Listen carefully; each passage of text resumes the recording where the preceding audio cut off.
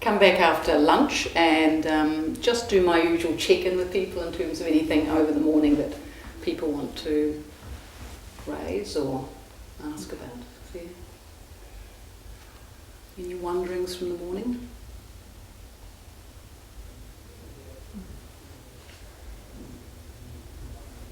I found the conversation about the truth paradigms really interesting, and especially in connection to thinking about the big picture and then talking about particulars, and it's I suppose it's another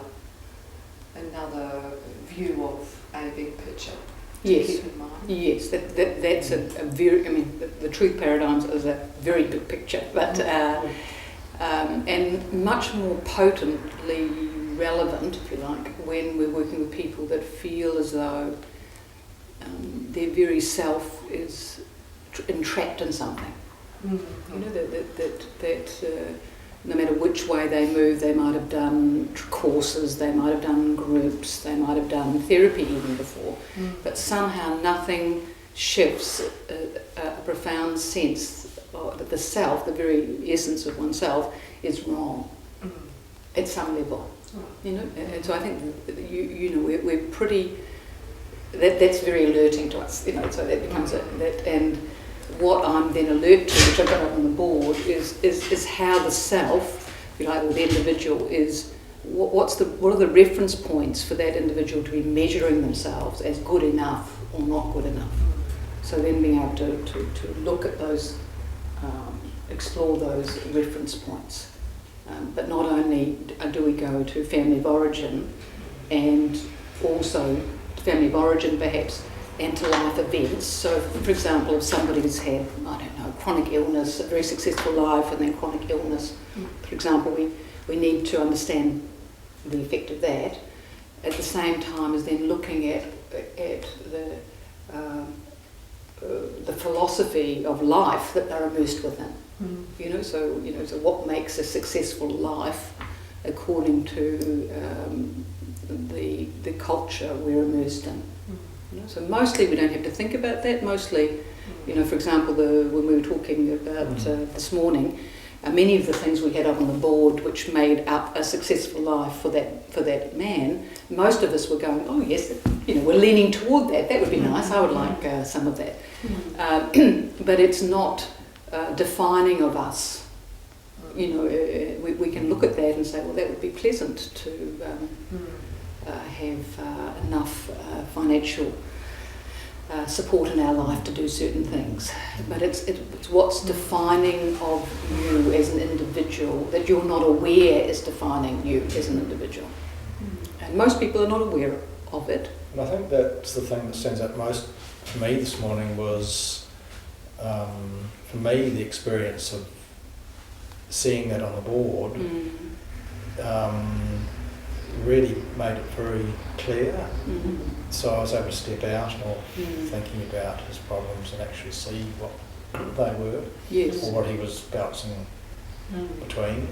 And so I think, well, that I had the experience that I would hope that he might be lucky enough to have some time. If I can work like that way with him.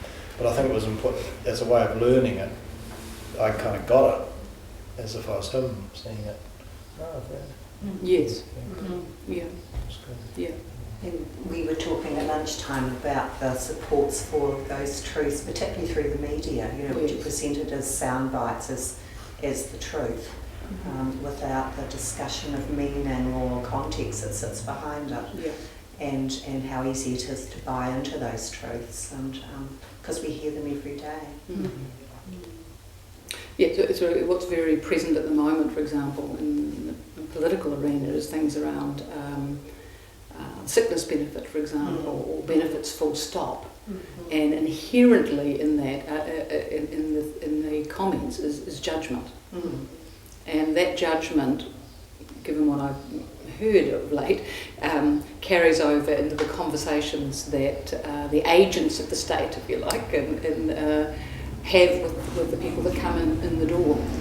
So that the implication is always you are not doing enough, or what it is you're doing is not enough, or or you, fundamentally, you are not enough. You know, you are not good enough. And from that place, it's very hard to then feel strong enough to go for a job interview or to make some of the changes you might need to make in your life. So I think that, as you say, we're seeing that operating at all sorts of levels. So that person who's on a sickness benefit, for example, may end up being placed on antidepressants because they feel powerless to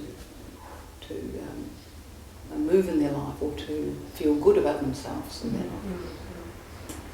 So that reflective position that you were talking about before, that ability through the conversational process to assist people to be looking in on what it is that's shaping their sense of well-being, rather than either being in it or detached from it.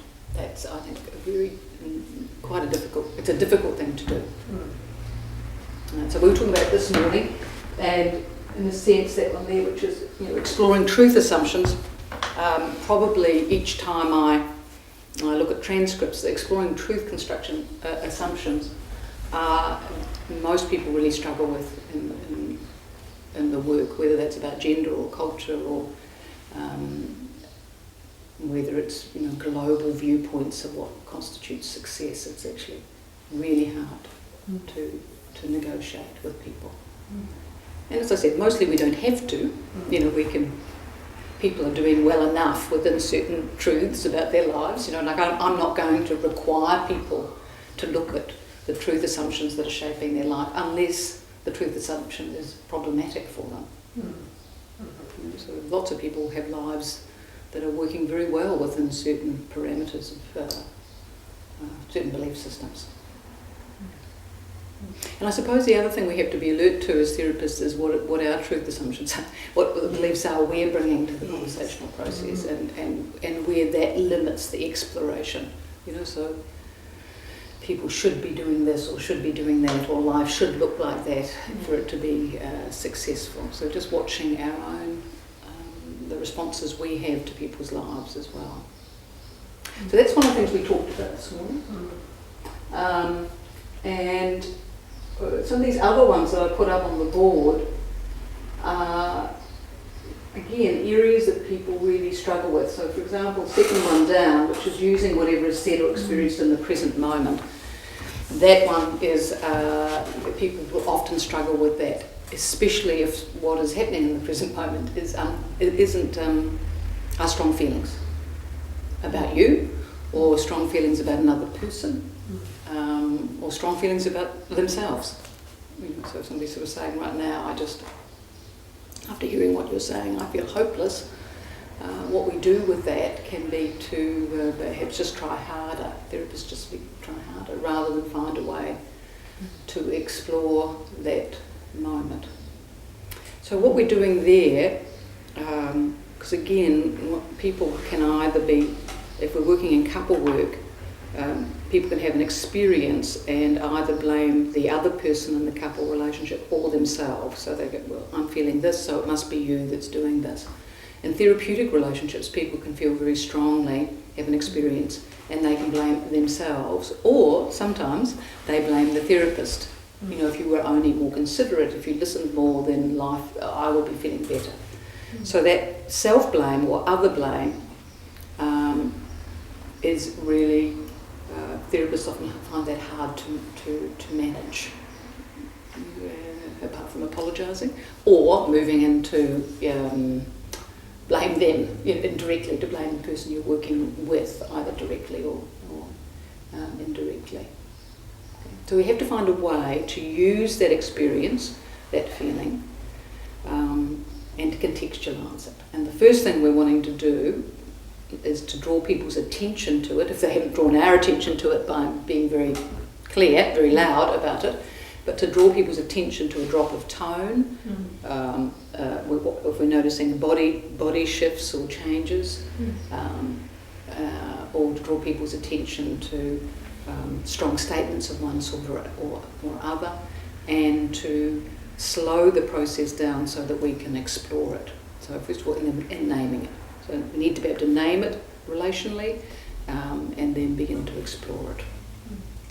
It's pretty much the relation. I think probably the feelings and experiences are the things that therapists will often drop into naming very definitively. So you feel unhappy about me.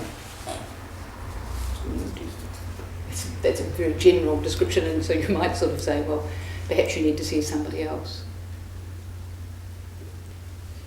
Or so you're not feeling very confident with me. Well, people don't. Sometimes they don't. Perhaps you should see someone else. Versus being able to say, when did you, this unhappiness that you've described, has it been here the whole time, or when did you notice it? What were we talking about? What was I doing or saying? Or, so you locate it over time, and you place it in context. So then we might get other descriptions for that unhappiness. It's actually connected to a judgment they feel you've made.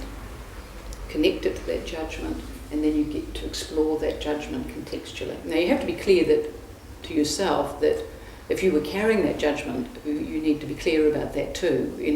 Did you have that judgment or not? Because people can sometimes read between the lines, so they think the judgment's there, they've read it because you've said this, A, rather than B, that may mean that there's a judgment there. And so in that instance I might say,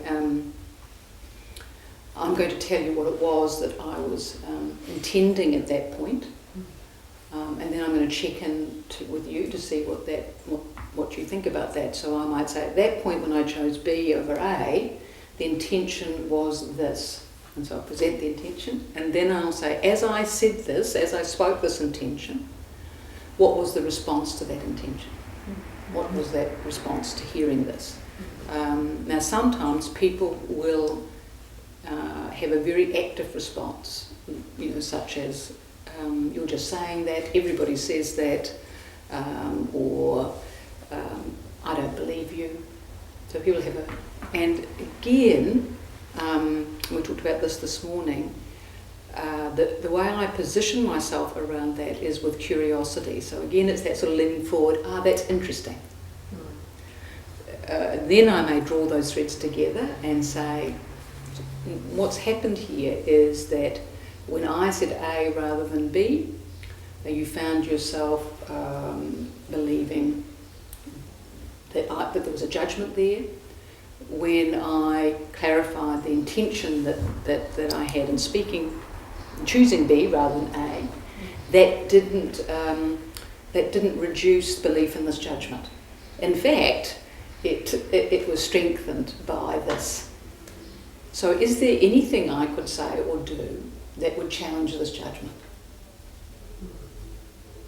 So if the person said at that point, no, there isn't anything you can say to challenge this judgment, then I may be saying, so what's going to be the effect on this relationship of continuing to hold this viewpoint even though I'm 100% challenging this? What's going to be the effect on this therapeutic relationship of this? Now you can see that question is inviting, again, which is something we talked about this morning, inviting the person to be an active participant in the relationship rather than to be done to. So I've done my best. I've identified the judgment. I've spoken the view that I have around that. The person has not taken up that view or disbelieves that view. That has implications for this relationship, and then we have to. So what can we do with this? At that moment, what I'm saying is, I can't do this on my own. I've done what I can do around this judgment. What you'll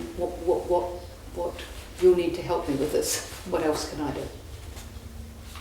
That's it. And usually what that brings forward in the conversational process, not only does it challenge perhaps the person's viewpoint of the therapeutic relationship itself, but it also asks the person to consider their participation in this, but also to bring forward the expertise, if you will, that they have. What's going to confront this judgment? Because I've done all I can do with this. I may say, of course, at this minute, I may call on the imagination by also saying, so if you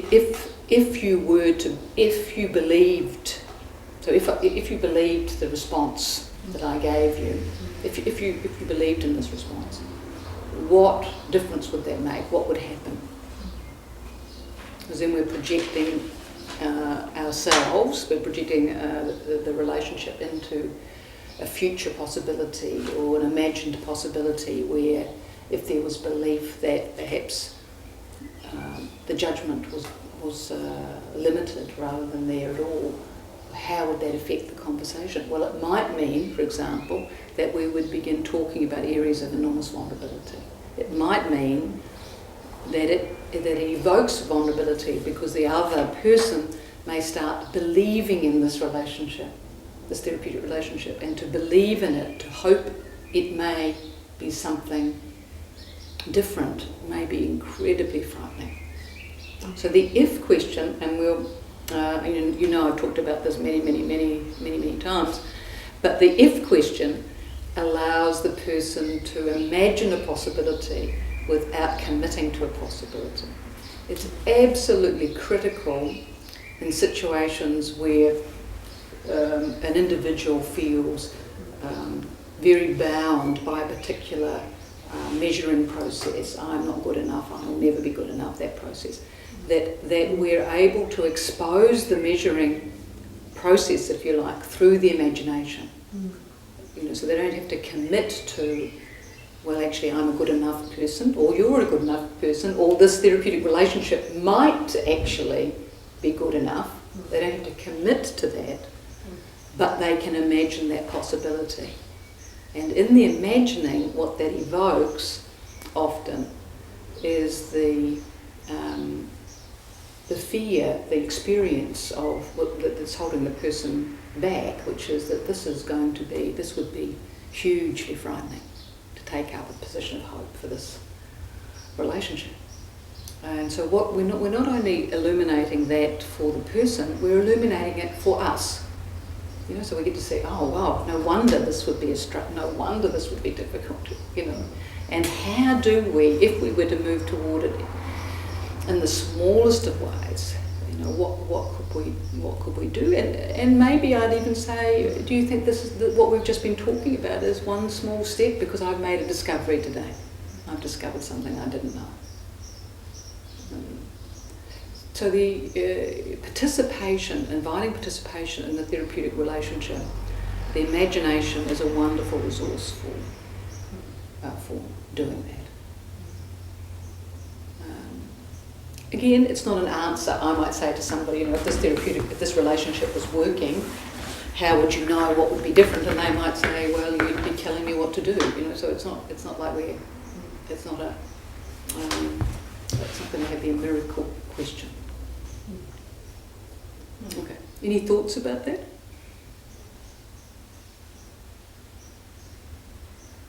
There was some nodding as we were going, as I was talking about that. So I'm interested in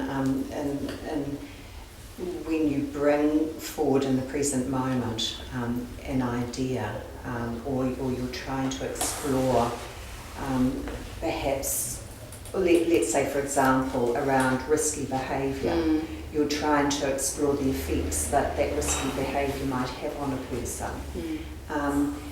And you might be holding what you think some of those risks might be. Yes. And the person who you're getting to explore that with may see a judgment there, or sense a judgment in that invitation to explore risk.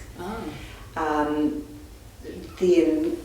that can sometimes result in a sort of drawing back of the client and maybe I'm being judged in taking this risk.